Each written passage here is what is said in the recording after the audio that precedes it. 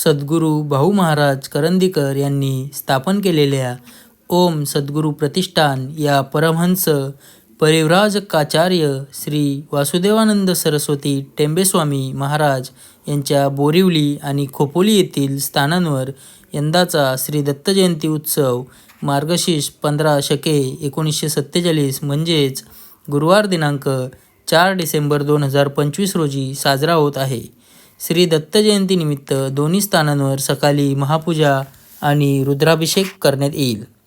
ओम सद्गुरू प्रतिष्ठान मोगलवाडी खोपोली येथे सकाळच्या सत्रात श्री वासुदेवानंद सरस्वती स्वामी महाराज व परमपूज्य सद्गुरू आनंदयोगेश्वर नीलकंठ महाराज यांची महापूजा, रुद्राभिषेक, पवमान, सूक्तपठण संपन्न होईल. तसेच संध्याकाळच्या सत्रात सद्गुरू भाऊ महाराज करंदीकर तथा आनंदयोगे नीलकंठ महाराज अमृतवाणीत होणाऱ्या श्री दत्तजन्म अध्यायाचे वाचन व नंतर नमो गुरुवे वासुदेवाय या नामजपाचा गजर यांच्या श्रवणाचा लाभ घेता येईल.